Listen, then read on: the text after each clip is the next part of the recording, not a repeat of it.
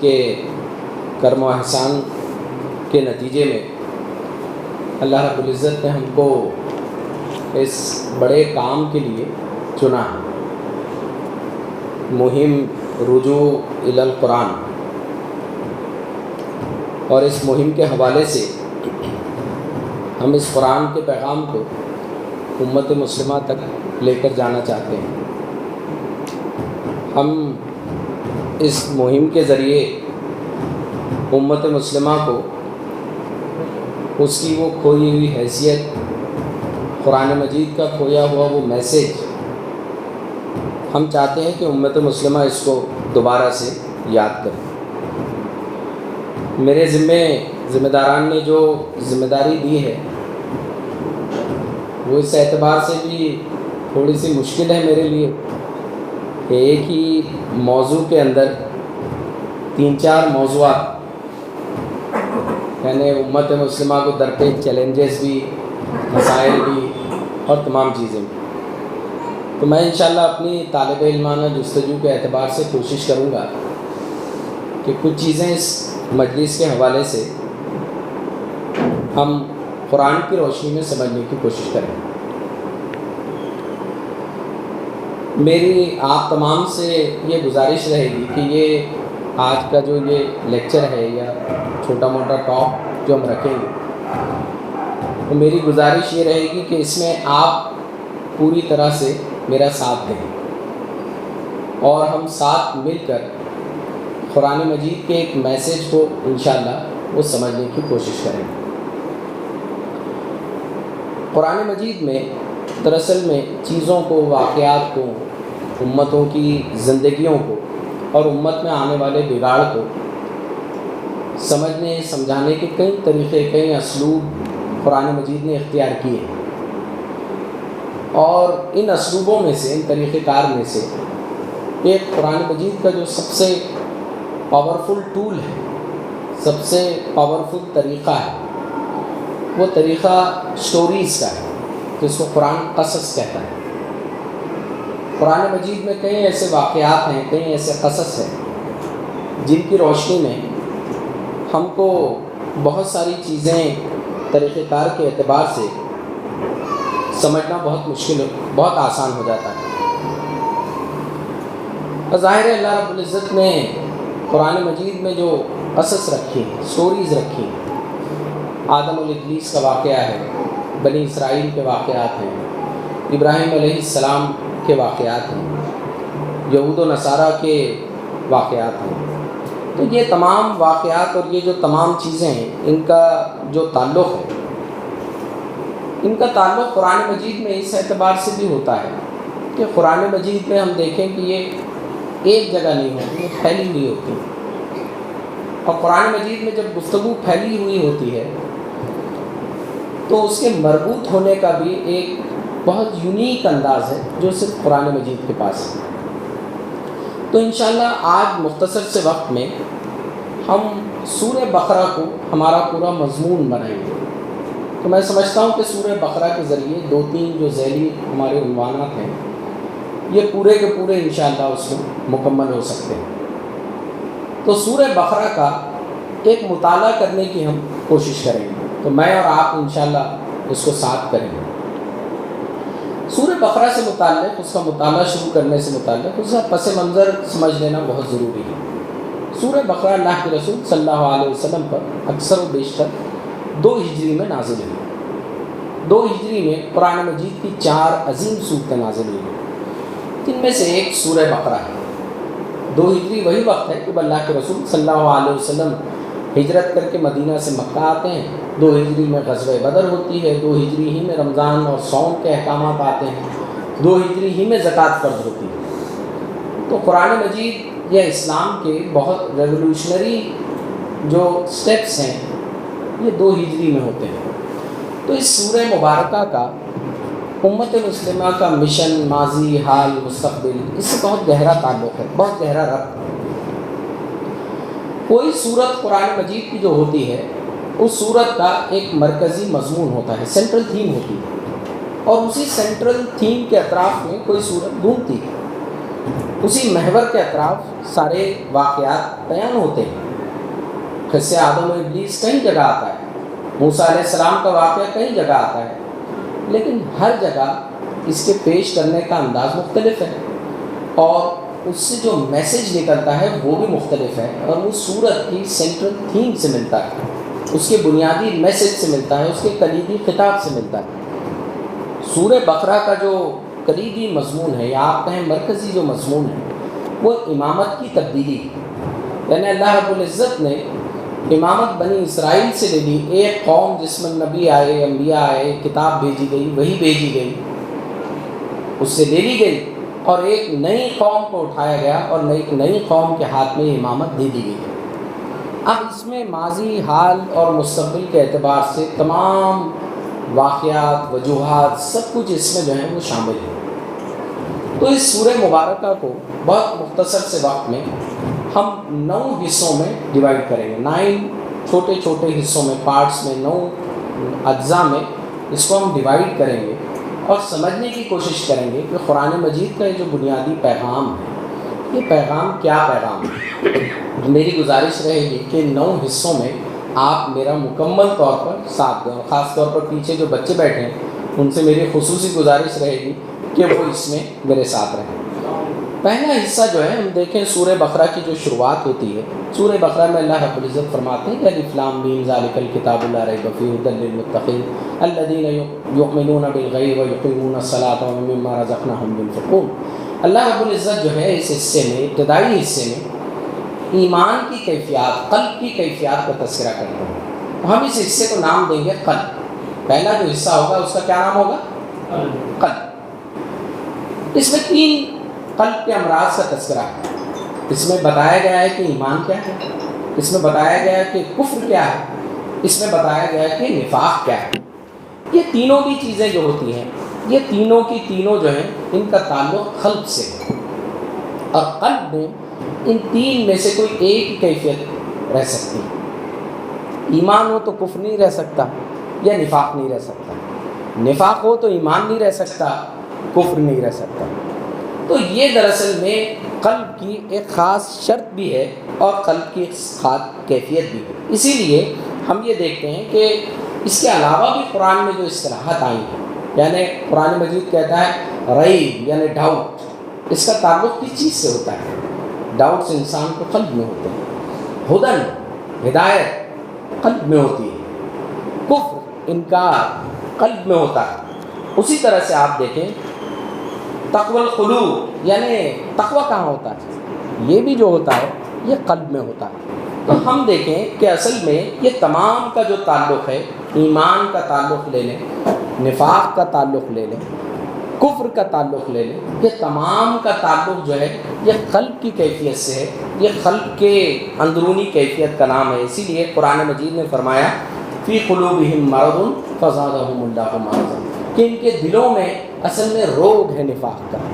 فی قلوبہم مرض فزادہم اللہ مرضا، اور ہم اس کو جو ہے وہ بڑھا رہے ہیں۔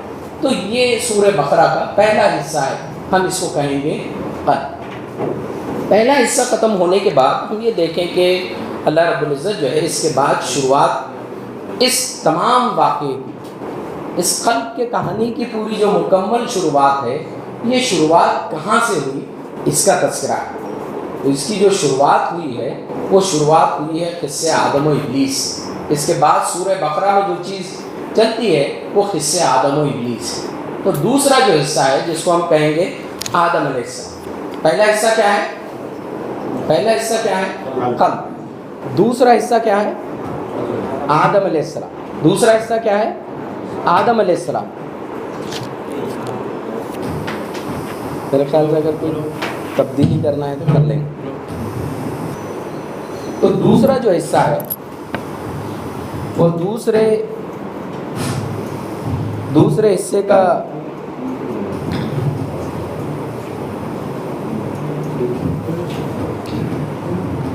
دوسرے حصے کا جو تعلق ہے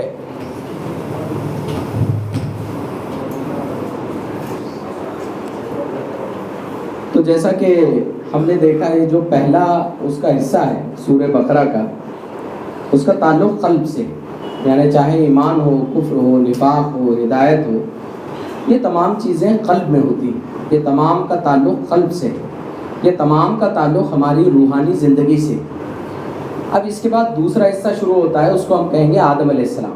یعنی یہ قلب کی شروعات اور یہ کیفیات کی شروعات کہاں سے ہوئی، اس کے بارے میں جو ہے کہ وہ قرآن مجید جو ہے ہم کو بتاتا ہے۔ ہم دیکھتے ہیں کہ یہاں پر قرآن مجید میں اللہ رب العزت جو ہے وہ قصے آدم و ابلیس کو جو ہے وہ بیان کرتے ہیں، اور یہ جو قصے آدم و ابلیس کا پورا جو واقعہ ہے یہ قرآن مجید میں کئی جگہ آیا ہے۔ میں جملہ اگر دیکھیں تو آدم و ابلیس کا جو واقعہ ہے قرآن مجید میں 7 الگ الگ مقامات پر آیا، لیکن اس کی خاص بات یہ ہے کہ قرآن مجید میں 7 مقامات پر 7 الگ الگ انداز سے آیا ہے، ہر جگہ ایک ہی انداز نہیں۔ سورہ بقرہ میں ایک انداز سے آیا ہے، اور ظاہر ہے جب کوئی سورہ مبارکہ میں کوئی واقعہ آتا ہے یا کوئی قصہ آتا ہے تو وہ سورت کی مناسبت سے ہوتا ہے، اس کے مرکزی پیغام سے ہوتا ہے۔ تو یہاں پر بھی جو بات فرمائی گئی قصے آدم و ابلیس سے متعلق، اللہ رب العزت نے فرمایا کہ انی جاعل فی الارض خلیفہ، ہم زمین پر جو ہے ایک خلیفہ بنانے والے ہیں۔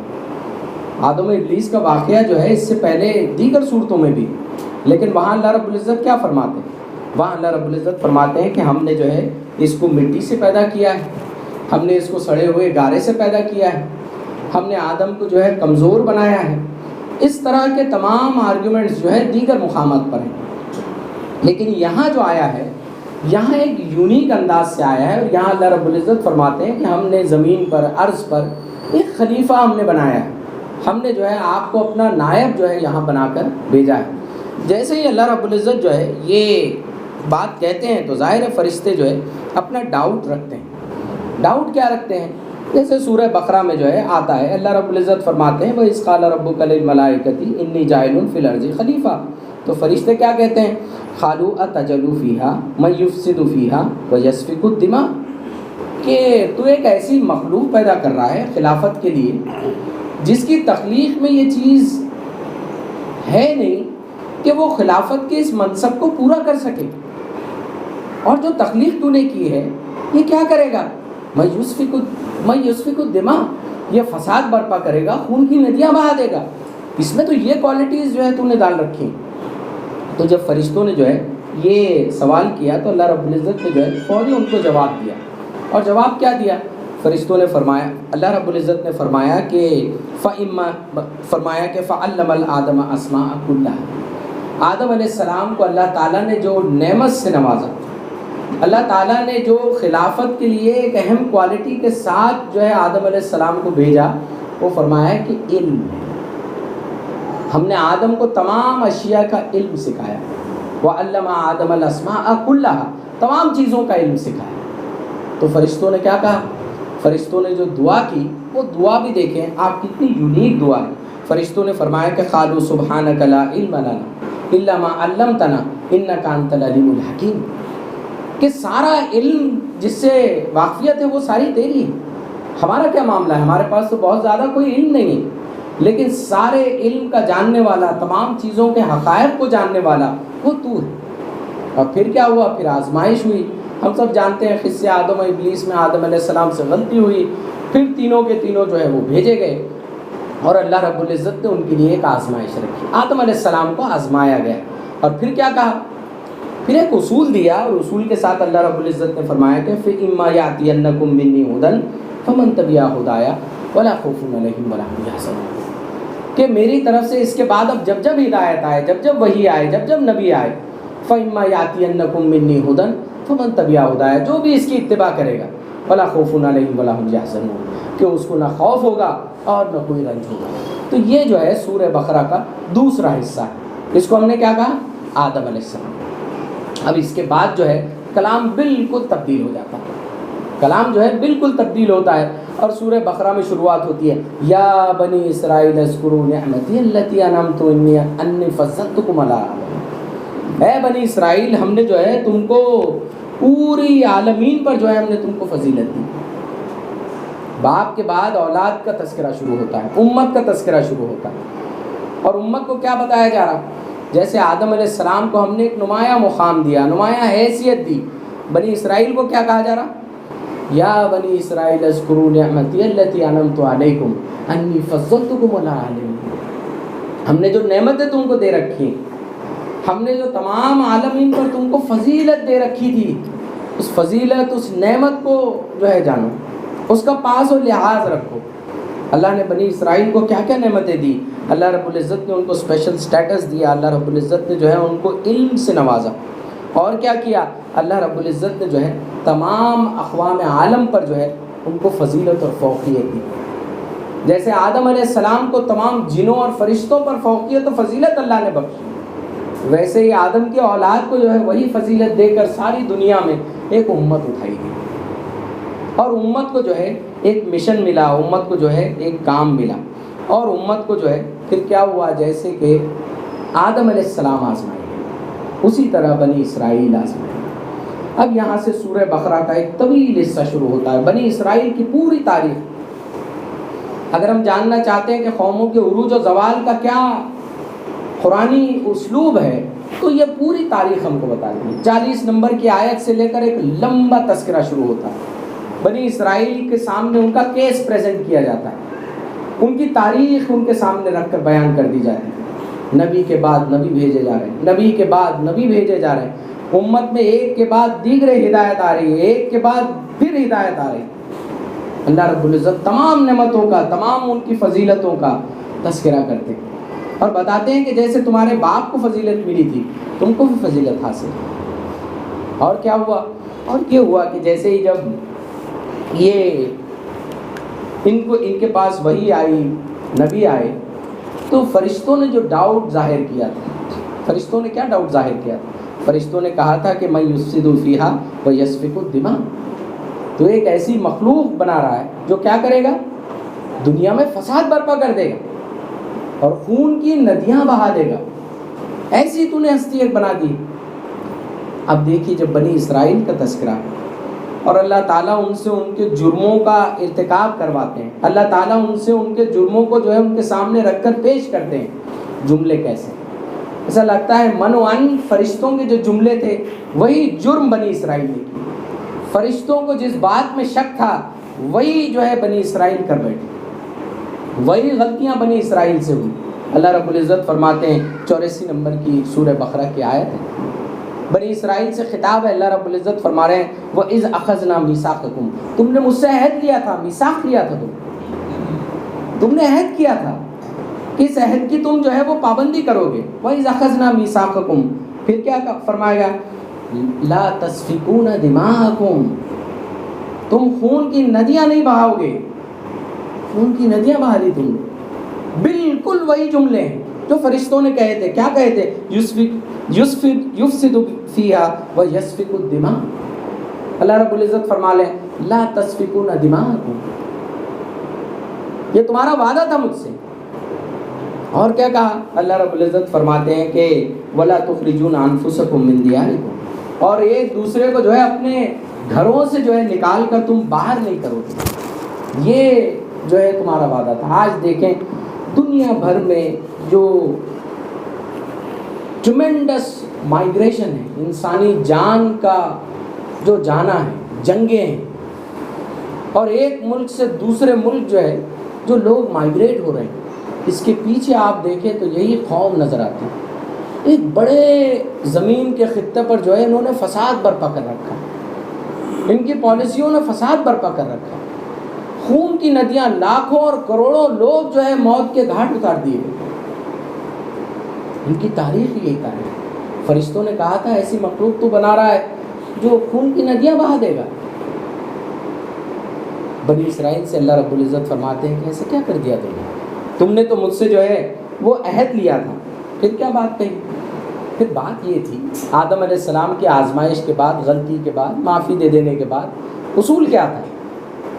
فَإِمَّا يَأْتِيَنَّكُم مِّنِّي هُدًى فَمَن تَبِعَ هُدَايَ، کہ جب میری طرف سے ہدایت آئے گی، میری طرف سے وحی آئے گی، اس وحی کا تم اتباع کرو گے، اس وحی کو ماننے والے بنو گے.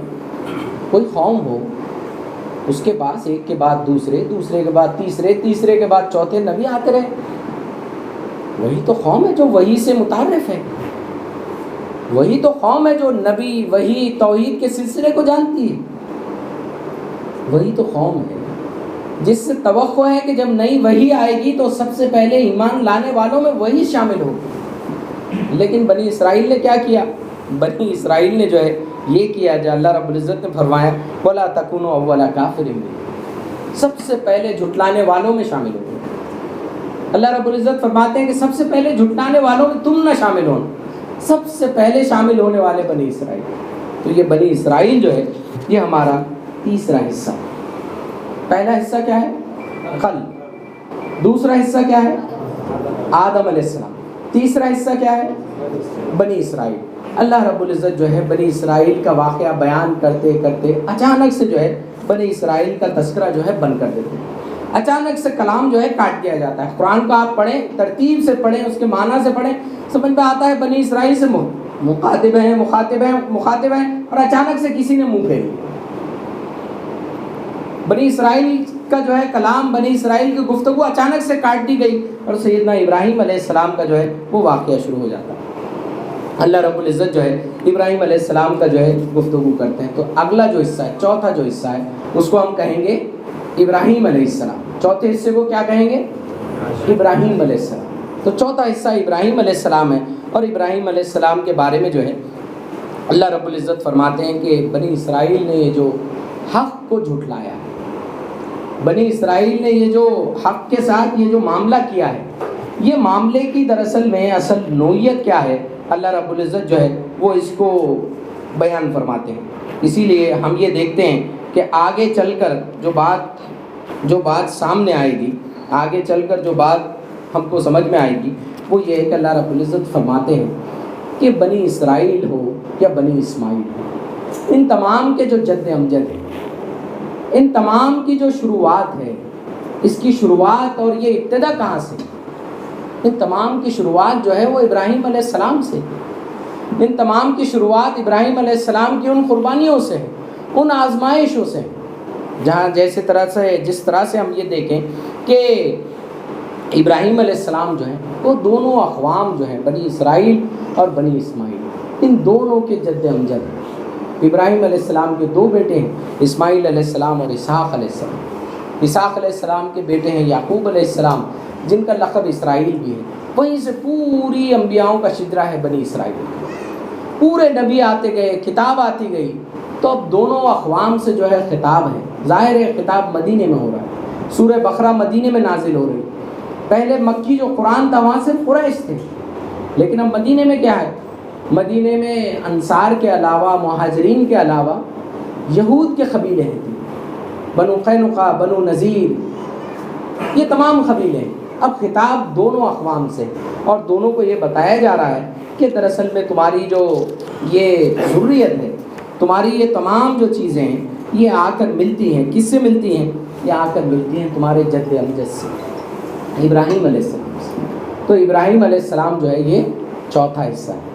اس کے بعد جو ہے آگے کا حصہ شروع ہوتا ہے۔ اس سے پہلے ہم دیکھیں سورہ بقرہ میں دھیرے دھیرے اللہ رب العزت جو ہے انڈیکیشن دے رہے ہیں، اللہ رب العزت جو ہے دھیرے دھیرے کلام کر رہے ہیں، دھیرے دھیرے بنی اسرائیل کو بتایا جا رہا ہے تمہارے جرم کیا ہے، تمہاری غلطیاں کیا ہیں، تمہاری نعمتیں میں نے تمہارے اوپر جو دے رکھی تھی وہ کیا ہیں، تمہارے باپ ابراہیم علیہ السلام کا پیغام کیا ہے، اس کا میسج کیا ہے، وحی کا اولین مقصد کیا ہے۔ دھیرے دھیرے بتایا جا رہا ہے، اور پھر پانچواں حصہ شروع ہوتا ہے۔ پانچویں حصے میں جو ہے وہ آیتیں ہیں جہاں اللہ رب العزت اللہ کے رسول صلی اللہ علیہ وسلم کو صاف طور پر حکم دے دیتے ہیں۔ کیا حکم دیتے ہیں؟ اللہ رب العزت کہتے ہیں کہ نبی، ہم آپ کے سر کو جو ہے بار بار اٹھتا ہوا دیکھتے ہیں، تو اب آپ کیا کریں؟ مسجد اقصیٰ سے مسجد حرام کی طرف اپنے رخ کو موڑ دیں۔ قبلہ تبدیل ہو جاتا ہے، تحویل قبلہ کی آیت آ جاتی ہے۔ اس حصے کو ہم کہیں گے کعبۃ اللہ۔ اس حصے میں صاف طور پر اللہ رب العزت نے اب یہ واضح کر دیا کہ اب جو صدر مقام تھا، یہ صدر مقام جو ہے بیت المقدس سے تبدیل کر کے اب کعبۃ اللہ مسجد حرام کر دیا گیا، اسی ابراہیم علیہ السلام کی سنت پر واپس لا کر اس کو بٹھا دیا گیا ہے۔ اب ایک قوم سے جو ہے اس کے جرم کے نتیجے میں، اس کی کاہلی کے نتیجے میں، اس کی جو ہے وحی کو جھٹلانے کے نتیجے میں، اس کی سرکشی کے رویے کے نتیجے میں، قرآن اور وحی الہی سے اس کی بغاوت کے نتیجے میں اس سے نعمت لے لی گئی ہے، اور اب ایک نئی قوم اللہ رب العزت نے برپا کر دی، اور یہ قوم کا جو صدر مقام ہے اس کو بھی اللہ رب العزت نے جو ہے وہ تبدیل کر دیا ہے۔ پانچواں حصہ دراصل میں کعبۃ اللہ ہے۔ کعبۃ اللہ جو ہے ہمارے لیے، امت مسلمہ کے لیے، یہ ہمارا روحانی صدر مقام ہے، یہ دنیا میں توحید کا مرکز ہے۔ جس سمت ہم رخ کر کے اللہ کی طرف یکسو ہو جاتے ہیں، جس سمت ہم اپنا رخ کرتے ہیں اور اللہ سے دعا کرتے ہیں کہ اللہ تعالیٰ میں نے اپنے تمام مراسم عبودیت، میرا جینا مرنا سب کچھ میں نے چھوڑ دیا ہے اور میں یکسو ہو گیا ہوں تیری طرف، وہ توحید کے یکسو ہو جانے کا جو مرکز ہے، وہ مرکز جو ہے وہ کعبۃ اللہ ہے۔ اسی لیے ہم یہ دیکھتے ہیں کہ اس میں بہت تفصیل سے ہم یہ دیکھتے ہیں کہ یہاں پر اللہ رب العزت جو ہے یہاں پر تذکرہ کرتے ہیں۔ اسی تذکرے کے ساتھ جو ہے ہم کو ملتا ہے کہ اس کے بعد کا حصہ شروع ہوتا ہے، اور اس کے بعد کے حصے میں کیا آتا ہے؟ اس کے بعد میں جو ہے وہ آزمائشوں کی بات ختم ہوتی ہے ابراہیم علیہ السلام کی، اور امت مسلمہ کا تذکرہ شروع ہوتا ہے۔ یہ حصہ جو ہے یہ چھٹا حصہ ہے۔ چھٹے حصے کو ہم کہیں گے امت مسلمہ کی آزمائش۔ چھٹا حصہ کیا ہے؟ امت مسلمہ کی آزمائش۔ تاکہ میں اور آپ ایک سطح پر بنے رہیں تو ہم تھوڑا سا شروع سے پھر ریوائز کر لیتے ہیں۔ پہلا حصہ ہمارا کیا تھا؟ کعبۃ اللہ۔ دوسرا حصہ کیا تھا؟ حصہ آدم علیہ السلام۔ تیسرا حصہ کیا تھا؟ بنی اسرائیل۔ چوتھا حصہ کیا تھا؟ حضرت ابراہیم علیہ السلام۔ پانچواں حصہ کیا تھا؟ کعبۃ اللہ۔ اور چھٹا حصہ کیا ہے؟ امت محمدیہ کی آزمائش۔ اسی لیے آپ دیکھیں کہ اللہ رب العزت جو ہے یہاں فرماتے ہیں کہ جیسے تمہارے باپ آدم آزمائے گئے، جیسے ہم نے آدم علیہ السلام کو آزمایا تھا، جیسے ہم نے ابراہیم علیہ السلام کو آزمایا تھا، جیسے بنی اسرائیل آزمائے گئے، اب یہ جو نئی امت ہے، اب یہ جو نئی امت برپا کی گئی ہے، تم بھی آزمائے جاؤ گے، اسی انداز سے آزمائے جاؤ گے، انہی طریقوں سے آزمائے جاؤ گے۔ اور قرآن مجید کیا فرماتا ہے؟ اللہ رب العزت جو ہے قرآن مجید میں فرماتے ہیں وَلَنَبْلُوَنَّكُمْ بِشَيْءٍ مِّنَ الْخَوْفِ وَالْجُوعِ وَالنَّقْصِ مِّنَ الْأَمْوَالِ وَالْأَنفُسِ وَالثَّمَرَاتِ، کہ ہم تم کو یقیناً آزمائیں گے۔ کن چیزوں میں سے آزمائیں گے؟ وَلَنَبْلُوَنَّكُمْ بِشَيْءٍ مِّنَ الْخَوْفِ، خوف سے آزمائے جاؤ، خوف زدہ ماحول سے تم کو ڈرایا جائے گا۔ دنیا میں فرعون الگ الگ ناموں سے آئے گا، باطل و طاغوت الگ الگ انداز سے کھڑا ہوگا، اور تم ڈر محسوس کرو گے۔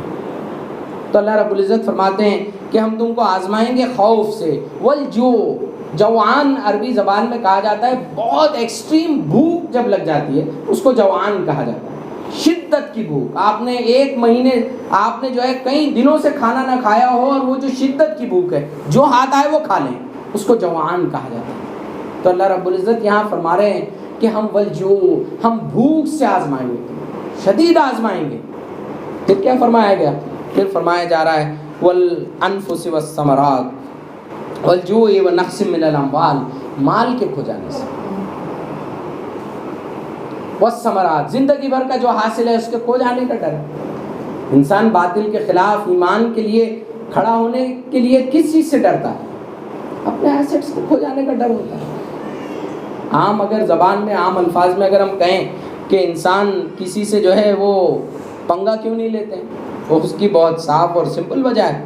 وجہ یہ ہے کہ انسانوں کو اور ہم کو یہ خوف ہوتا ہے کہ کہیں اللہ رب العزت جو ہے ہم پر ایسی آزمائش نہ آ جائے جس آزمائش کے نتیجے میں جو ہے ہم پر جو ہے ہمارے ایسٹس پر، ہمارے کاروبار پر آنچ آ جائے۔ والانفس، جان کا خوف، آخری خوف، جان کا خوف۔ اللہ کے رسول صلی اللہ علیہ وسلم جو ہے حضرت عمر کا ہاتھ پکڑے ہوئے ہیں، راستے سے جا رہے ہیں، حضرت عمر سے جو ہے سوال کرتے ہیں، سوال یہ پوچھتے ہیں کہ بتائیے آپ کا جو ہے مجھ سے محبت کا معاملہ کیا ہے؟ کیا اپنی جان سے زیادہ جو ہے آپ مجھ سے محبت کرتے ہیں؟ حضرت عمر بھی جو ہے صاف جواب دیتے ہیں، کہتے ہیں اللہ کے رسول صلی اللہ علیہ وسلم جو ہے وہ ہاتھ جھٹک لیتے ہیں، جب اللہ کے رسول صلی اللہ علیہ وسلم ہاتھ جھٹک لیتے ہیں تبھی ہم دیکھتے ہیں کہ اللہ کے رسول کہتے ہیں کہ جب تک کہ تم کو جو ہے میں اور تمہاری جان جو ہے وہ جب تک مجھ سے میں اور اللہ کی ذات جو ہے جب تک تم کو عزیز نہ ہو جائے اپنی جان سے تب تک تم نے ایمان کو مکمل نہیں کیا، حضرت عمر اپنے آپ کو فوری کریکٹ کر لیتے۔ تو جان کا مطالبہ ہے۔ حضرت ابراہیم علیہ السلام امت مسلمہ سے کہا جا رہا ہے تمہارے جو باپ ہیں ان کو ہم نے آزمایا تھا۔ کیسے آزمایا تھا؟ چھوٹا موٹا آزمایا تھا، چھوٹا کی مہم بنائی تھی ابراہیم علیہ السلام، اس میں نہیں پہنچے تھے، یا کوئی چھوٹا موٹا کام تھا دیا گیا تھا وہ نہیں کیا تھا، کیا کیا تھا؟ سب سے پہلے باپ سے مطالبہ ہے۔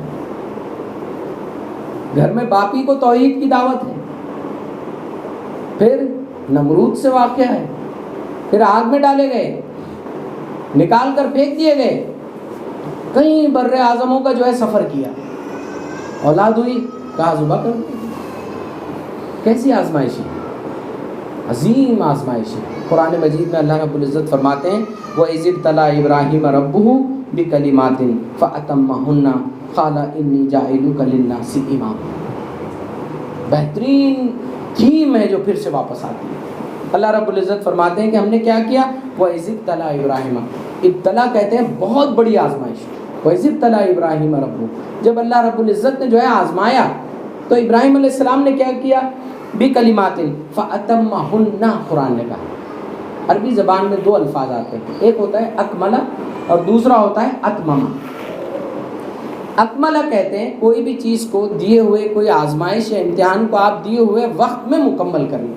ایک سوال دیا گیا 1 گھنٹے میں سالو کرنا ہے، آپ نے 1 گھنٹے کے اندر کر لیا، آپ نے اکملہ کیا۔ اتممہ عربی زبان میں کہتے ہیں کہ کسی کام کو جو دیا جائے وہ نہ صرف وقت پر بلکہ اس کے پورے حسن خوبی، یعنی اس سے بہتر انداز سے وہ نہیں ہو سکتا، پورے احسان کے درجے کے ساتھ کیا جائے، اس کو کہا جاتا ہے اتممہ۔ تو اللہ رب العزت ابراہیم علیہ السلام سے متعلق فرماتے ہیں کہ جب ہم نے ابراہیم کو آزمایا، اور کیسے آزمایا؟ بڑی بڑی آزمائشوں سے آزمایا، تو کیا ہوا؟ فَأَتَمَّهُنَّ، بحسن خوبی ابراہیم نے ان کو کر دکھایا۔ تو کیا کیا ہم نے؟ ابراہیم علیہ السلام کے بارے میں فرمایا کہ وَجَعِلُوكَ لِلنَّاسِ إِمَامًا، ہم نے جو ہے انسانوں کا، قوموں کا امام بنا دیا ابراہیم، امامت ہم نے دے دی ابراہیم۔ آدم علیہ السلام آزمائش آئی، آزمائے گئے، بنی اسرائیل آزمائے گئے، ابراہیم علیہ السلام آزمائے گئے۔ اب اس کے بعد جو ہے وہ امت مسلمہ کا جو ہے وہ تذکرہ ہوتا ہے، اور امت مسلمہ سے جو ہے یہ کہا جاتا ہے کہ اب جو 7واں حصہ ہے وہ امت مسلمہ کی آزمائش ہے، وہ اس کی شریعت ہے۔ اس کے بعد احکام کا ایک طویل سلسلہ شروع ہوتا ہے، احکامات کا ایک طویل ڈسکشن شروع ہوتا ہے، قوانین جو ہے اس میں بیان ہوتے ہیں، لاز ہیں، صوم کے ہیں، انہیریٹنس کے ہیں، جنگ کے ہیں، قصاص کے ہیں، حج کے قوانین ہیں، تمام کے تمام اسلام کی پوری شریعت جو ہے یہاں بیان کی جاتی ہے۔ امت مسلمہ کا جو ہے وہ دستور بیان کیا جاتا ہے، اور امت مسلمہ سے یہ کہا جا رہا ہے کہ یہ تمہاری آزمائش ہے، جیسے بنی اسرائیل کی جو شریعت تھی وہ اس کی آزمائش تھی، یہ تمہاری آزمائش ہے، یہ کتاب الہی تمہاری آزمائش ہے، شریعت تمہاری آزمائش ہے۔ یہ جو ہے اس کا 7واں حصہ ہے۔ 7واں حصہ کیا ہے؟ شریعت، امت مسلمہ کی آزمائش۔ تھوڑا سا پھر ریوائز کر لیں گے، لیکن آپ کے ریوائز کریں گے پیچھے سے۔ 7واں کیا ہے؟ شریعت، امت مسلمہ کی آزمائش۔ چھٹا کیا ہے؟ امت مسلمہ۔ چھٹا کیا ہے؟ امت مسلمہ۔ 5واں کیا ہے؟ کعبۃ اللہ، ابراہیم علیہ السلام، بنی اسرائیل، پھر آدم و ابلیس، اور پہلا کیا ہے؟ قلب۔ پھر سے ایک بار آئیں گے، شروع سے آئیں گے، اس کی بہت اہمیت ہے۔ پہلا حصہ کیا ہے؟ قلب۔ دوسرا حصہ کیا ہے؟ آدم علیہ السلام۔ تیسرا حصہ کیا ہے؟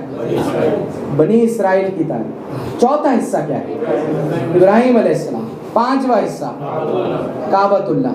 چھٹا حصہ امت مسلمہ۔ 7واں حصہ شریعت، امت مسلمہ کی آزمائش۔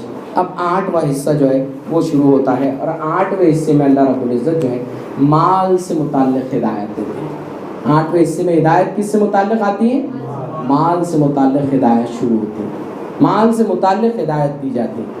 اور مال کا ہم جانتے ہیں کہ تعلق جو ہے پوری شریعت میں سے ایک چیز کو جو ہے وہ نکالا گیا، اور ایک چیز کو نکال کر جو ہے ایک مخصوص انداز سے بیان کیا جا رہا ہے۔ مال کے متعلق جتنی بھی گائیڈنس ہے، اللہ رب العزت فرماتے ہیں کہ شریعت میں اس کا 3 اعتبار سے تم استعمال کر سکتے ہو، 3 اعتبار سے، بیسٹ، ورسٹ اور جو الاؤڈ ہے اللہ کے نزدیک۔ 3 ذریعے اللہ رب العزت نے بنائے، 3 کیٹیگریز جو ہے وہ بنائی گئی۔ فرمایا گیا کہ بیسٹ کیا ہے اس مال کا جو استعمال ہے، فرمایا گیا کہ بیسٹ جو مال کا استعمال ہے فی سبیل اللہ، اللہ کے راہ میں اس کو استعمال کرو۔ یہ بیان کرنے کے بعد جو ہے اللہ رب العزت فرماتے ہیں کہ کیا ورسٹ، کون سا ورسٹ طریقہ کیا ہے، اور ورسٹ کیا ہے؟ ورسٹ ہے سود، ربا سے متعلق ہے۔ ربا کو حرام قرار دیا گیا۔ پوری شریعت میں سے ایک حکم ایسا ہے کہ جس کے لیے جو وعید آئی ہے، اللہ کی جو پھٹکار آئی ہے، پورے قرآن مجید میں کسی حکم کے لیے نہیں۔ جب اس کو حرام کیا گیا، اللہ رب العزت کیا فرماتے ہیں؟ فرمایا گیا کہ فَإِن لَّمْ تَفْعَلُوا فَأَذَنُوا بِحَرْبٍ مِّنَ اللَّهِ وَرَسُولِهِ، جو یہ کرے گا اس کا معاملہ کیا ہے؟ اللہ اور اس کے رسول سے اس کی جنگ ہے۔ وہ انسان اللہ سے حالت جنگ میں ہے جو سود میں ملوث ہے۔ شریعت کا ایسا سخت حکم کسی چیز کے لیے نہیں ہے۔ اللہ اور اس کے رسول سے فرمایا گیا کہ جنگ ہے، حرب من اللہ و رسولی، اللہ سے جنگ، اللہ سے حالت جنگ میں۔ کون بشر ہو جو یہ کارنامہ کرنا چاہے؟ دنیا کا کون انسان ہو جو اللہ سے جنگ مول لینا چاہے؟ اللہ اس سے حالت جنگ میں آ جائے، کون چاہے گا؟ پھر فرمایا گیا کہ جو آخری حصہ ہے، جو آخری طریقہ جو اس دولت کے ساتھ کر سکتے ہو، وہ یہ ہے کہ آپس میں جو ہے تجارت کر سکتے ہو، بزنس کر سکتے ہو، ایک دوسرے کو جو ہے وہ لون دے سکتے ہو، ایک دوسرے کو جو ہے کانٹریکٹ اور ایگریمنٹس دے سکتے ہو۔ اسی میں قرآن مجید کی سب سے طویل آیتوں میں سے ایک آیت ہے، آیت دین جس کو کہا جاتا ہے، لین دین سے متعلق آیت۔ انسان ربا جو ہوتی ہے، سود میں کیوں ملوث ہوتا ہے؟ کیوں انسان سود کیوں لیتا ہے؟ اس کی وجہ صرف یہ ہوتی ہے کہ انسان جو ہے اپنے پاس پیسہ نہ ہونے کے باوجود ایسی چیز کو حاصل کرنا چاہتا ہے، ایسی چیز کی خواہش رکھتا ہے کہ جس کا مال اس کے پاس ہے۔ اپنی خواہش کو پورا کرنے کے لیے وہ ایڈوانس میں کسی چیز کو لے کر کرنا چاہتا ہے جو اس کے پاس موجود نہیں۔ اس کا تعلق جو ہے انسان کی ایک صفت سے ہے، قلب کی ایک صفت سے، جس کو ہم کہتے ہیں لالچ۔ اس کا تعلق لالچ سے ہے۔ پیسوں کا پورا تعلق جو ہے دین میں ایک بہت اچھی اصطلاح ہے، اس کو کہا جاتا ہے الشح، گریڈ، لالچ۔ اس کا تعلق جو ہے وہ لالچ سے۔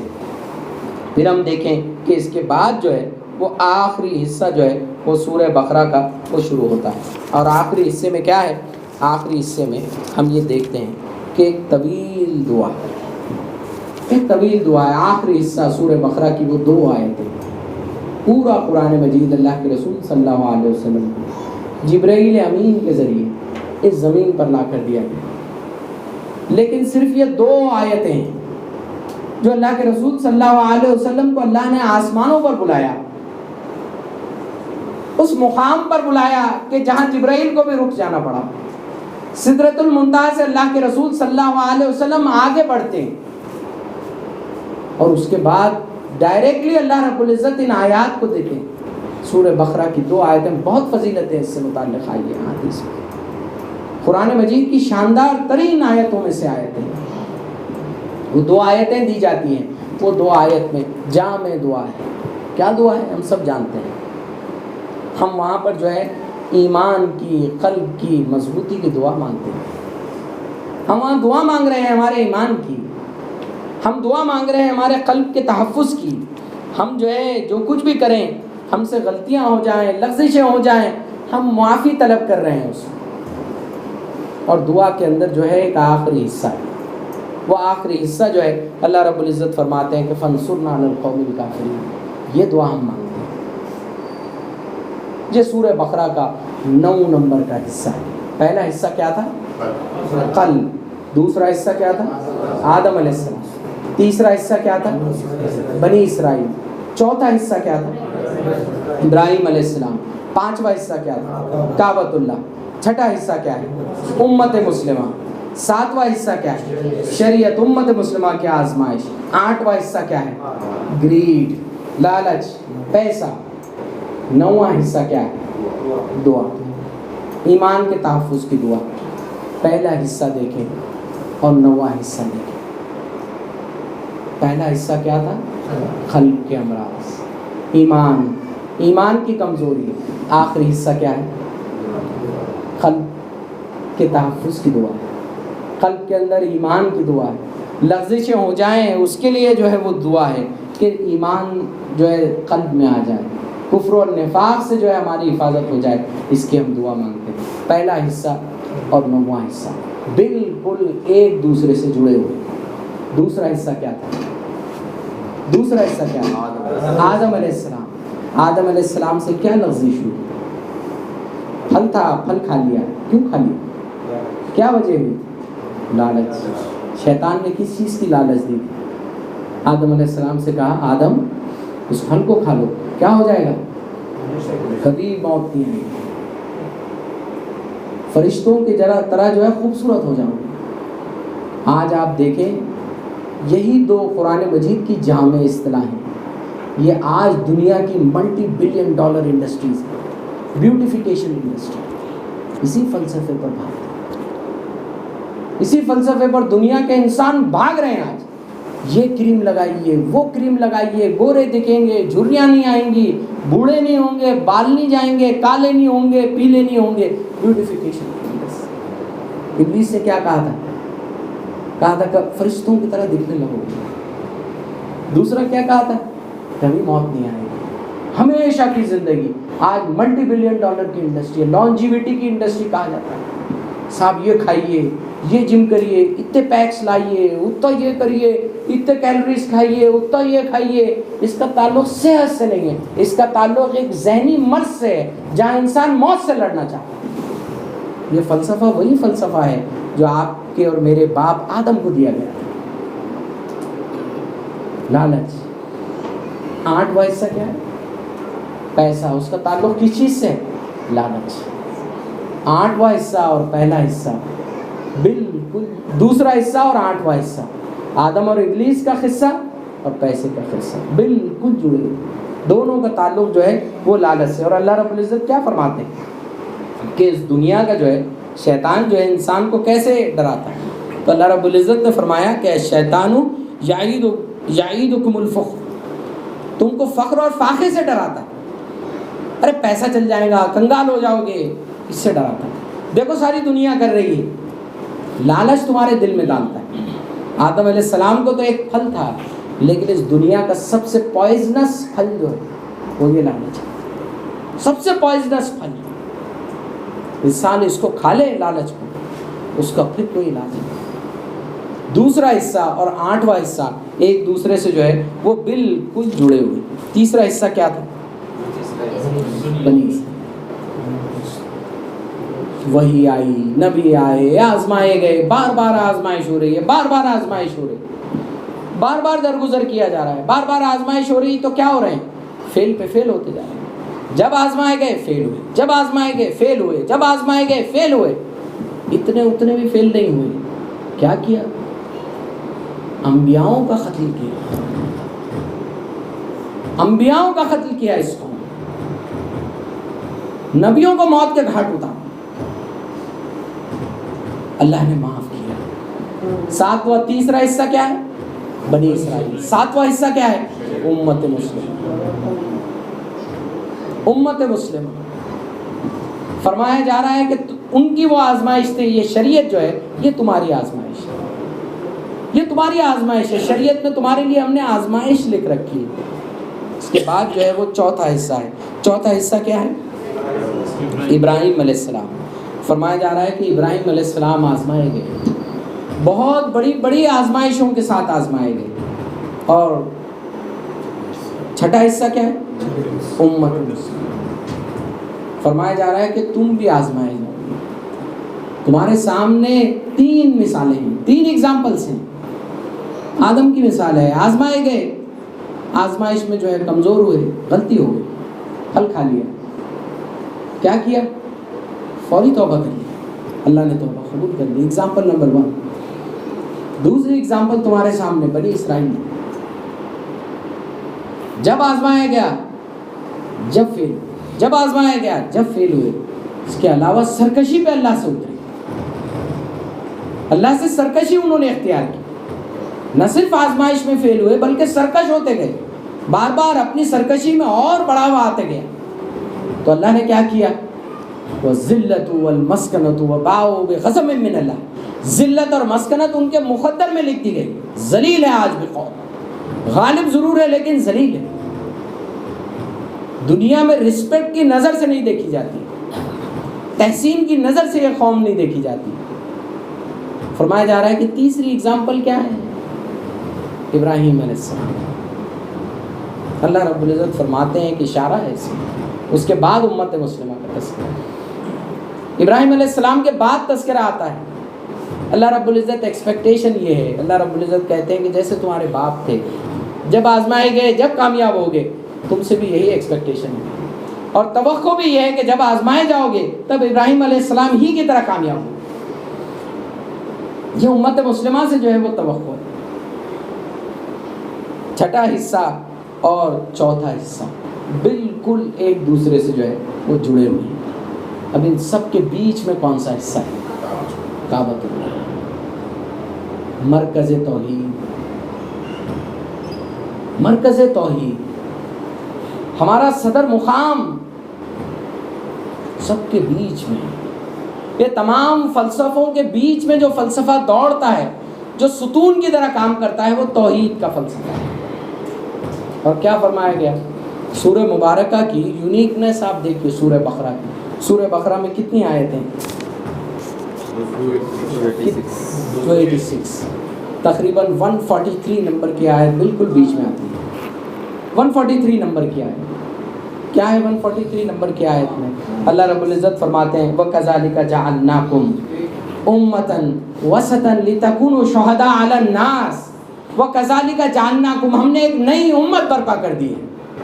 وَكَذَلِكَ جَعَلْنَاكُمْ أُمَّةً وَسَطًا, ایک بہترین امت ہم نے برپا کر دی ہے. ایک نئی امت کو ہم نے اقوام عالم کے سامنے کھڑا کر دیا ہے امام بنا کر. وسط کے معنی عام طور پہ ترجمہ ہوتا ہے درمیانی, لیکن عربی زبان میں وسط کہا جاتا ہے پہاڑ کی بالکل انتہا اور چوٹی کو. تو فرمایا جا رہا ہے کہ سب سے چوٹی کی امت ہے, سب سے بہترین امت انسانوں میں جو اللہ نے اب اٹھائی ہے آخری نبی کے ذریعے, وہ امت مسلمہ. اس امت مسلمہ کو ہم نے اٹھا کر کھڑا کر دیا ہے.